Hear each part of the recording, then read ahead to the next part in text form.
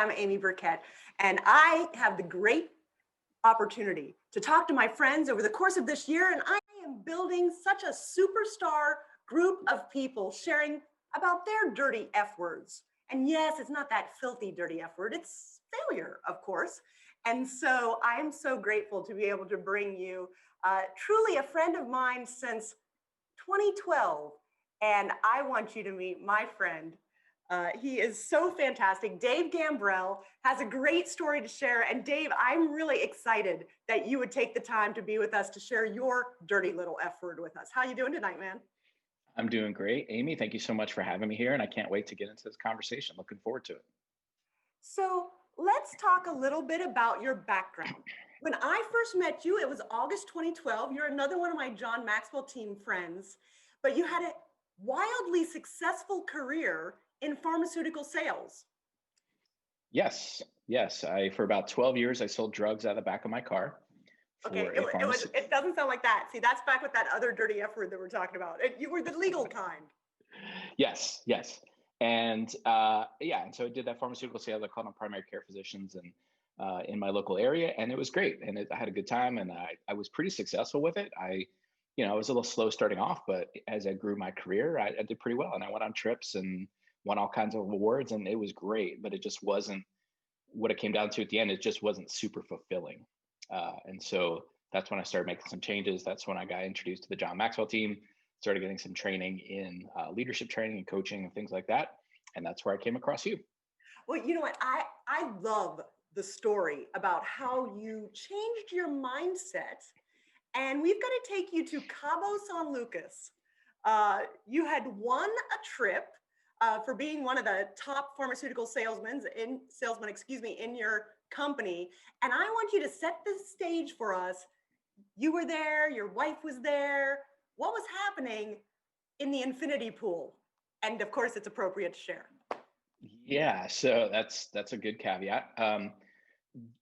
We had just gotten to the pool at this beautiful hotel we're staying at in Cabo, and like you said, infinity pool, and we were drinking beers, I think Coronas, and I think we were also eating chips and guacamole in the pool. I was having a conversation with some of my friends that worked for the same company, and we were talking about how we were kind of disgruntled and we weren't fulfilled. And even though we were on this trip, and even though we had this all expenses paid experience for like 6 days, I think it was, and we had company cars and pensions and 401ks and a good salary and a pretty decent bonus and all of these things, there just wasn't something, there was something that was not right about what we were doing. And we felt like we were meant for more. We were supposed to do bigger things in the world. And it's funny, we didn't know this before we started having this conversation, but we all had started some side hustles and we started dipping our toe in the water outside of the infinity pool to try some of these things. And a lot of the people that we talked to that were risk averse were like, oh, I don't think that's a good idea. And why would you leave a big company or whatever? But as I talked to the people that were in the pool there, they had all confided in me that they were looking to do something and I was looking to do something. And it was just really fascinating that you had these very successful people that by any other measure from outsiders looking in, you'd be like, this is a dream for these people. Like, this has got to be so great. This is so awesome. But we were all looking to do something a little different. And so we actually made the pact that day, three of us, that we decided we were going to set our course to leave the company as soon as it made sense. We didn't like quit that day, but we decided let's put a plan in place to grow our side hustles, which were all different. They weren't related, but to do our things outside the company. And that day we decided we would work together to help support each other and make sure that we went on the missions that we set off on. So we've got a couple dirty little F words here. You had to have some level of fear because you made a big six-figure salary, helped support your family. You've got three boys, a lovely wife, and you don't just walk away from that big time, high paying, your successful job overnight. And how did you defeat the F word of fear? That's a great question. I don't think you fully defeat it. I think it's always there, as you always have. If you care about something, there's always some nervous excitement or maybe you have butterflies. But I think the trick is, how do you get those butterflies to fly in alignment, right? So I think by having some camaraderie with other people that were looking to do it, and frankly, starting to get some input from people that have actually done what we were looking to do. Up until then, most of the people that I shared some of my ideas with were risk averse and thought, why would you leave this company? It's like having, golden handcuffs, or because the company color was teal, we called it the teal handcuffs. You have this great thing. Why would you risk that and go do something else? But as I started listening to people, talking to people, doing some good reading, I recently read a book from Tim Ferriss called The 4-Hour Work Week. It started giving me the idea that you don't need to have this delayed gratification lifestyle where you work your tail off till you're 65 years old and then maybe you go on a nice vacation or something. Like, you could actually do that now, and there are ways to do it. But working in a corporate 9 to 5 environment was probably not the thing that was going to get you there. So I had to start really getting some advice and counsel and mentorship from some people that have actually done what I was looking to do.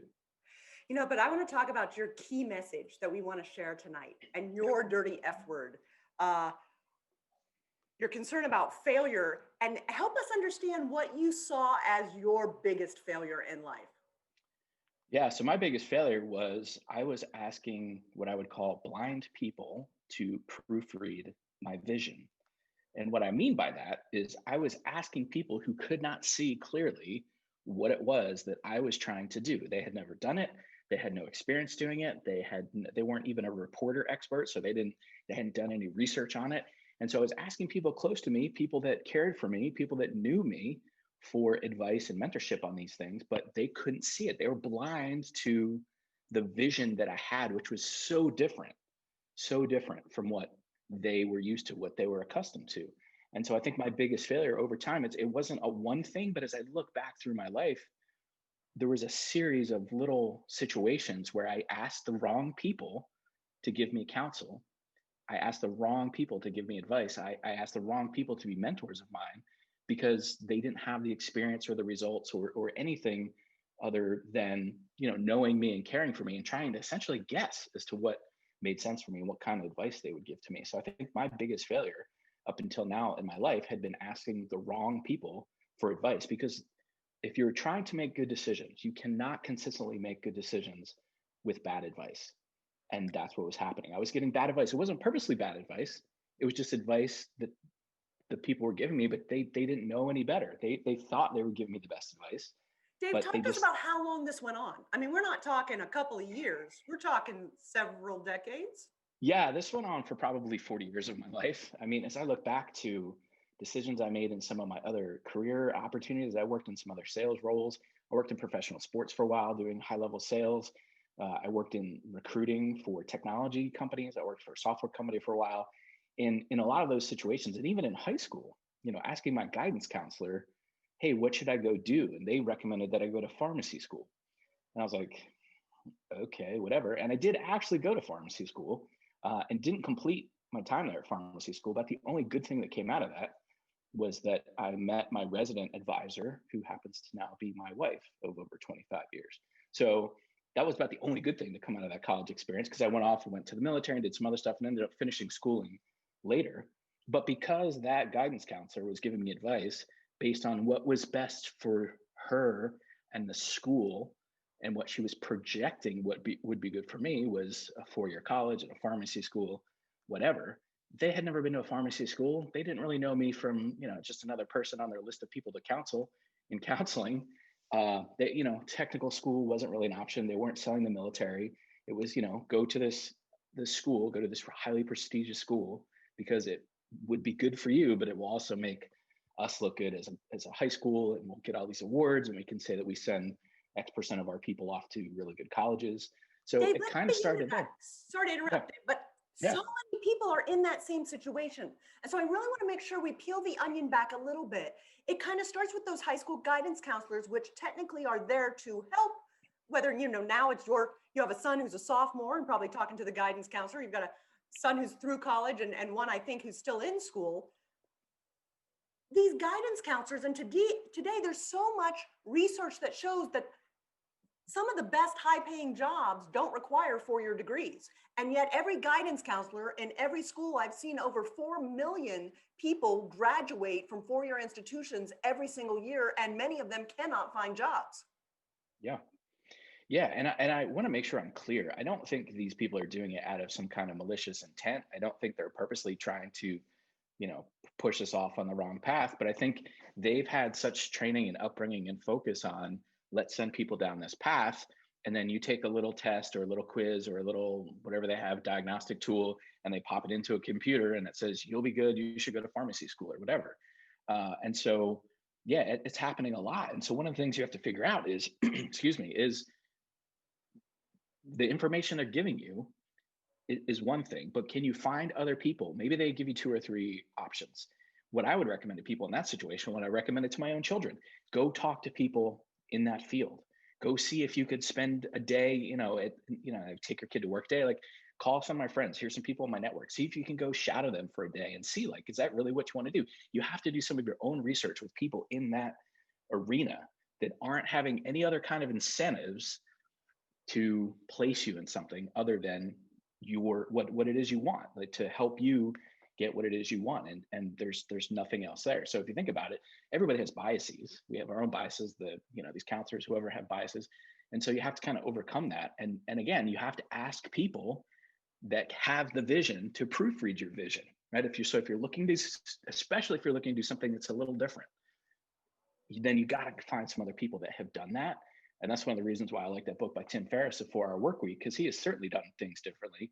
And he teaches you in that book. That's kind of like a prescriptive thing of like, look, if you want to do things differently, here's a way to do it. Here's some ways to test things. Here's some ways to get more information. Here's better ways to take all the information that you're getting. And so I think it's critical that I'm not saying question everybody that's giving you advice, but you really have to understand where they're coming from and what kind of motivations they have, and figure out if it's really the best motivation that serves you.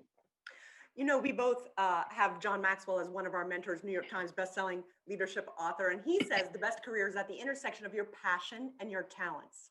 So when you went off to pharmacy school that first time, was it at the intersection of your passion and talent? Not at all. And I actually was not really great at science at the time. It's funny that I ended up being in a career eventually doing pharmaceutical sales, but at the time, science wasn't my thing, and I really didn't want to do that. And I wasn't strong in STEM stuff. I didn't do very well in calculus in college. That was one of the things that started pushing me out a little bit. But no, it was nothing. It was the only thing my motivation was, wow, they get paid really well and their job doesn't look that tough. They stand behind a counter and count by 5 and put some pills in a bottle. I mean, I get it. If you're a pharmacist, your job is much more difficult than that. But as a 17, 18-year-old kid, like, that's what I saw. And I thought, wow, they get paid a lot of money to do that. That's what I want to go do. So, well, that's what I should go do, I guess. And so that's what I did. And I wanted to make my parents proud. And it was all about, I guess, other motivations outside of actually what it is I wanted to do. Looking back on it, it would have probably been smart for me to take a gap year or go to a community college or go intern somewhere, and try some things out. Because that's ultimately what happened. I was in college, didn't do so well, and then decided I was going to go in the military because I don't want to waste anybody's money or time. And I thought, let me just go in the military. I'll figure out what I want to do there. The irony is I ended up being a pharmacy technician in the US Navy as a hospital corpsman, but it was a much different experience. And the academic rigor was not what it was in college. And I got to learn, like, hey, I actually do like this stuff. I actually do have an aptitude for it. I don't do well in a classroom setting. I'm more of a kinesthetic learner. And so that's what it took. And it's so important. So that's such advice for parents who have children about to make these big decisions. It's not just, the only option is not a 4-year education. You can be successful in the military, and that is a career pathway. You can be successful going to community college for a year or 2 and then transferring to a 4-year institution. There are so many jobs out there that we study that start out at $50,000, $60,000 a year with 2-year degrees or less. So I think it's important for people to realize those are viable options, and not just the average state education these days, $25,000 a year. If you haven't saved $100,000, your family hasn't, or if you don't have that option, you think you can't be successful. But that's just kind of a big misconception that Americans are led to believe. So let's fast forward. Okay. You got your education, took a less traditional path. It wasn't that you failed in college, although you didn't have the best grades, it sounds like, but it was still— I left voluntarily before they kicked me out. But yes, you could say I failed out, didn't do very well. But yet it was still an important part because that's where you met your wife. So there's really no such thing as failures if we learn from them, if we take the good from them, and if we keep going. Agree or disagree? I totally agree. Like you make the best of the situation that's in front of you, right? You made a bad choice, you have to live with it now, or maybe a bad choice, and it could be magnified if you don't handle it well, or you can try to mitigate whatever failure was there and make it a learning situation or make the best of it. And so that's what I've done with all the bad decisions that I made, or at least most of them, once I realized that I had some personal agency in the outcome. So now let's fast forward to, decades had passed. I'm guessing you may have been in your 40s when you had this eureka moment in that infinity Yep. pool with your Yep. friends who all wanted to do something more. You felt like you had a bigger calling in life, that you hadn't, uh, even though you were successful, perhaps you didn't feel as significant as you could be. How That's did accurate. how did you navigate? We talked about the guidance counselor sort of being the first person who didn't have the clearest perspective on you and your ability to be successful. But then I suspect you might have talked to family members and said, I'm going to quit my pharmacy job. And what sort of advice did you get from them? Are you crazy? I mean, that's what I heard multiple times, like over and over. And they would list all the things that I was fully aware of. You have a company car, you have all these things. I'm like, I don't want to do this for the rest of my life. Like that, none of that matters if I'm miserable. And so one of the things I started to realize, and again, the third time I mentioned Tim Ferriss's book, The 4 Hour Work Week, but I started looking at people that had either the results that I was looking for, or they were a reporter expert. So I think of the book Think and Grow Rich by Napoleon Hill, right? And if you think about Napoleon Hill, he wasn't super financially successful himself and didn't do really great if you look back at the history of him. But he did have this book where he interviewed all of these really, really smart, financially savvy people, and he put that into a book, right? So if I'd asked Napoleon Hill for advice, I would probably take it and listen to it because he at least interviewed a lot of these people and had some of that expertise, but he didn't have his own results in his life to show. And so I started looking at things like that. Are they results experts or reporter experts, and asking those people that were on the path. So people that left corporate America, people that left a 9 to 5 and went out and started their own business. I started asking those kind of people, how did you do it? What do you wish you knew when you got started? What was the biggest hurdle? What was the biggest obstacle? What was a blind spot that kind of came at you that you didn't see coming? All of these questions. And that was very helpful in giving me really real world practical advice about, if you're going to make these steps, these are some of the things you need to do. And so the more I tuned into them, the clearer I got about the path and how I was going to execute on it. Because I had decided I was going to do it. Now the question was how, and how can I do it successfully? And I navigated it pretty successfully based on a lot of the stuff that I learned from these people. They said, take your time, don't leave right now. If the company's going to downsize, see if you can play for a severance package. Like, there's all these things that I never would have considered on my own, because I was ready to pretty much just leave. And they said, nah, think about it. You need to build some stuff on the outside. Let's build proof of concept. Let's make sure you have an audience, an email list, some other things built up. So when you go out there, you'll be ready to go. How long was it, Dave, from that Cabo San Lucas trip to the day you walked away, you'd given your notice? It was about a year and a half. I had planned 2 years as kind of my exit strategy, and I put a date on the calendar and started working backwards. But something happened at the company where they were going to downsize their sales force. And for the first time ever in a downsizing, because this was about the sixth one that I was a part of in 12 years, they were going to take volunteers. And so I asked very good questions of people that I trusted, saying, listen, if I volunteer, I'm a high performer. Are you really going to let me go? And they said, yeah, if you volunteer, yeah, we'll do it. And that came with a package, and a severance package and some money and some time. And so that bought me even more time and gave me even more runway to execute on my vision of having my own business. Help people also understand, you said it a little bit earlier, but I think it's really critical that a lot of people don't realize. A little bit of a parachute is the fact that you started your side hustle while you still had a weekly paycheck. Yes. How critical is that? And how do we help people understand how to take the steps to start that side hustle to build, as you called it, your audience? Your email list is something you preach so well. And I'm a student of yours trying to learn and trying to do that as well. Yeah, that's a good question. So I think you have to build proof of concept outside of what it is, your 9 to 5 and your side hustle. And I think this sounds really strange, but it's the easiest time to do it.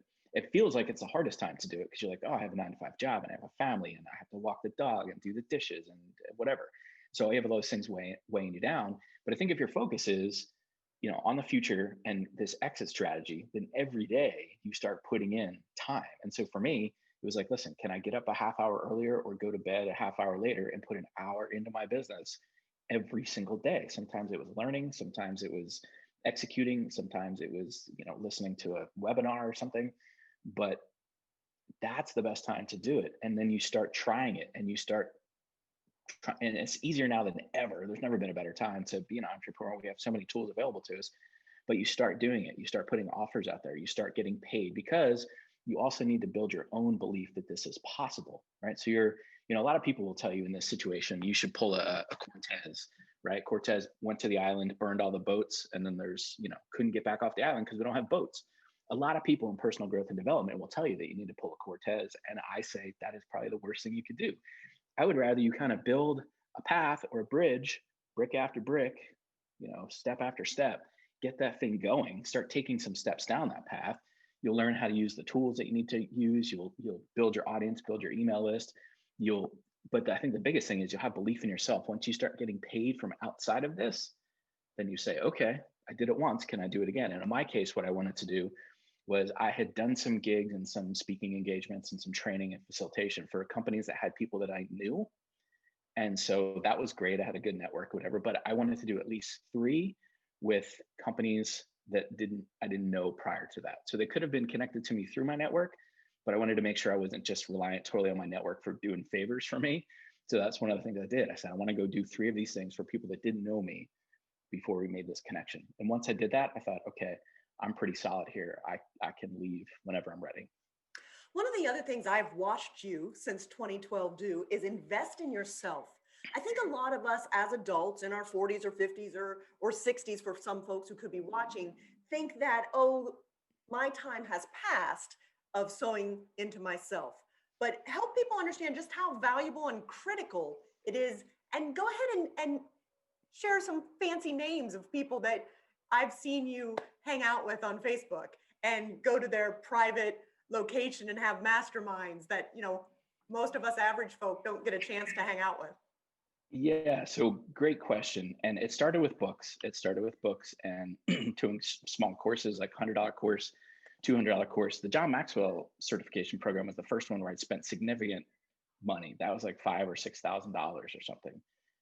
And once I got on that path, I started realizing John will teach you this, but other, professionals in the space will teach you this too. You got to continue to grow, right? If you don't continue to learn, you can't continue to earn. There's been thoughts in the marketplace that because of technology, things are changing, pretty much turning over every 2 years, right? There's a thing called Moore's Law in technology that says that computer technology, computer power, the amount of stuff you can put on a chip is doubling every 2 years, or the price is coming down by a factor of half, like every 2 years. So we're getting these smaller but faster computers. We're getting all this new information. We are drowning in information, but starving for knowledge and wisdom. And so I think one of the things you have to do, again, going on this personal growth path, is find the people that are on the path and ask them. So I started doing all these things. And then I came across people, because I stayed in the game and I was being successful, people like Dean Graziosi, Tony Robbins, Lewis Howes. I had a chance to actually meet Tim Ferriss and help him launch one of his books, The 4-Hour Body. And so I got to meet some of these people and go to their conferences and actually help them promote some of their things. And none of that would have happened if I didn't stay in the growth phase. And I will tell you that probably 90% of my success comes back to staying around these people, paying for these events and masterminds and conferences and courses. I mean, every year I continue to do more and more. And I'm in a high level mastermind now that I pay over $10,000 a year to be a part of. And people are like, why would you do that? I said, because this person is on the path ahead of me, slightly ahead of me. And that's what I'm looking to do. So why wouldn't I learn from this person and pay attention to what they're doing? And it's invaluable to me because it compresses decades into days, right? They take all their knowledge and they get it down into these nice little nuggets that they serve me. And then I go, oh, okay, cool. And then I go execute on it. And then I have success. I mean, it's not success all the time. I still have trial and error and failure like everybody else, but I think I do it a little faster because I'm learning and listening and applying. So when you started your own company, when you really became that entrepreneur, the failure that you shared at the beginning of having the blind proofread your vision, were there different failures or at least stumbling blocks as you've been building your own business? Yeah, there most certainly has been. There's been, what technology do I use, and where should I invest my time? How should I invest my time? How should I position myself? Because I do services. So I do, coaching, group coaching, one-on-one coaching, but I also have courses and things that I do online. And so one of the big failures that I had was I created a course an online course that I thought everybody would want, but I didn't do much market research and I didn't ask people if that's actually what they wanted. I didn't launch it to a small group or a beta group and get some feedback. I spent a lot of time building this thing thinking this is what everybody wants. And when I put it out in the marketplace, nobody wanted it. And so I spent a fair amount of time, effort, energy, and was frankly really frustrated when I did that. But one of the things I eventually learned from some of my mentors is no, you probably need to get these things out and put them in front of a small audience, have a test group, a beta group, a founders group, whatever. See, you're probably close, but they'll get you more dialed in. Then you take their feedback and then you can actually create a finished product and go out there and sell it. So yeah, there's always little missteps and failures, no matter how hard you try to get around these mentors. I mean, if you're in the game, you're going to make a mistake. And so the question is, are you going to look at it as a loss or are you going to look at it as a learn? And I try to look at it as a learn whenever I can. So let's talk about your year 2020. When we're recording this, it's actually the beginning of 2021. Everyone, it seems, if you pay attention to the media, yes, the year 2020 was very difficult for a lot of people, but you're one of those people. And the more people I talk to who saw the opportunities in 2020, your 2020 wasn't so bad. And we're not talking about health of the issues with the coronavirus. I want to talk specifically about your business as an entrepreneur.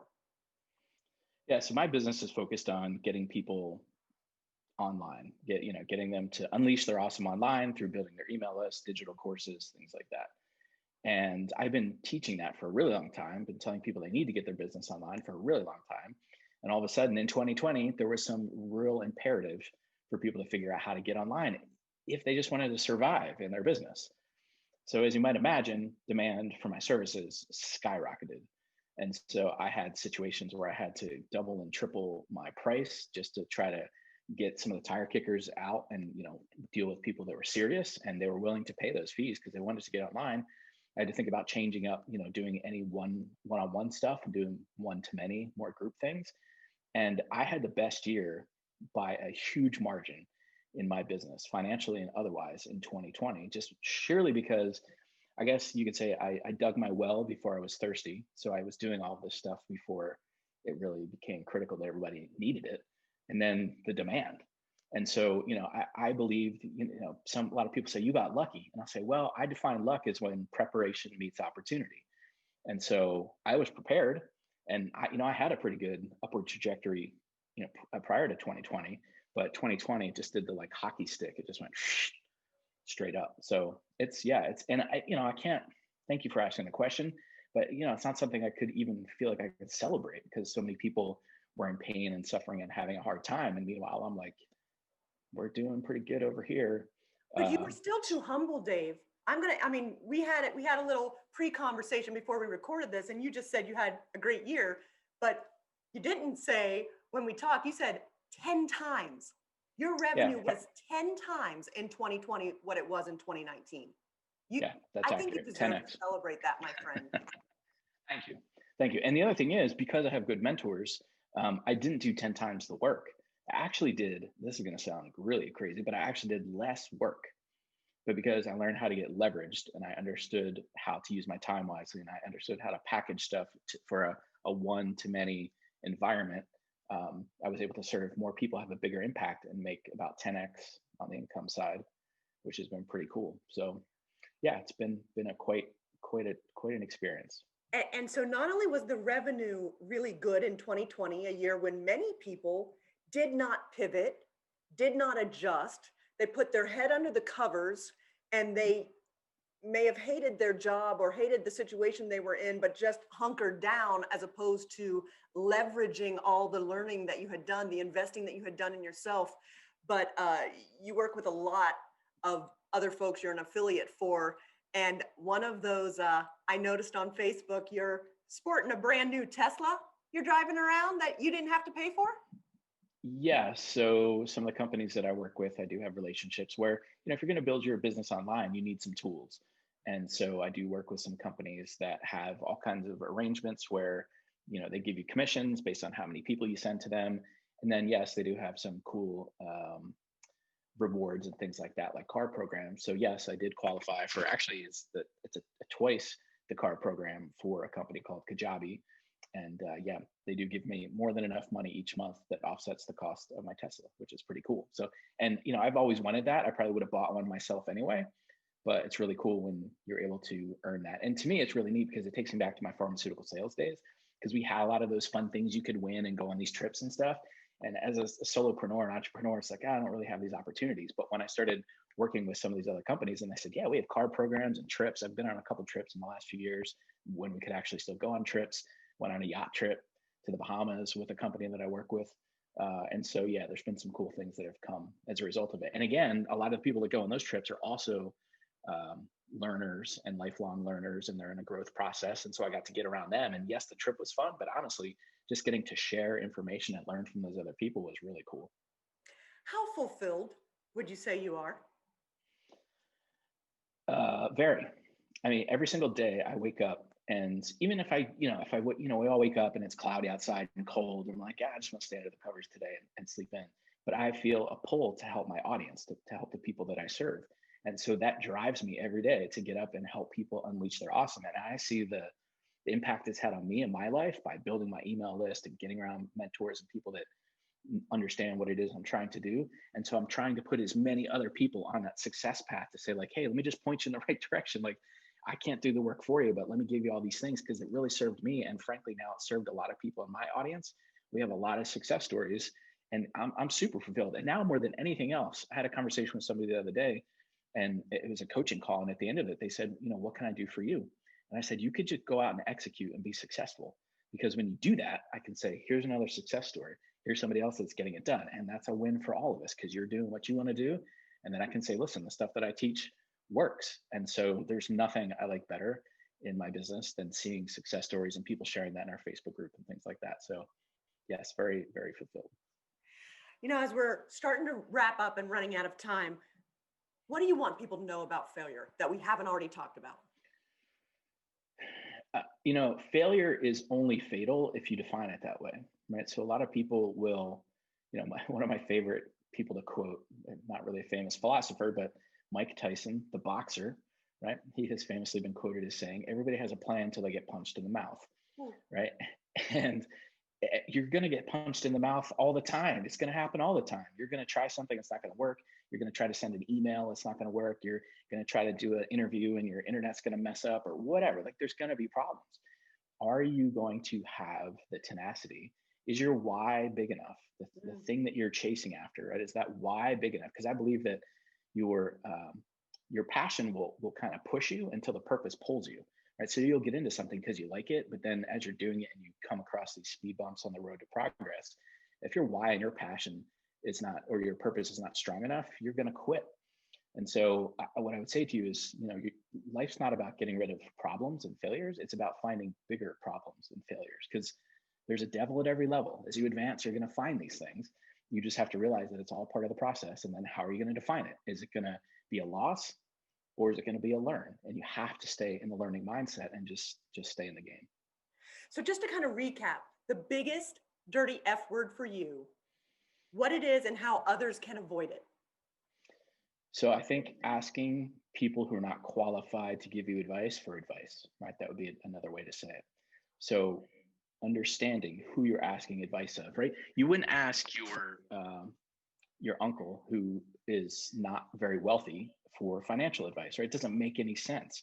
Although that's what a lot of people do around the Thanksgiving table or whatever, right? So I would say get smarter about who you're asking advice of. And the best thing is, if you have a library card, you can probably get the best advice ever. So if you wanted to learn how to create lifelong wealth, you could go get some books by David Bach. He wrote The Automatic Millionaire, The Latte Factor, some other things.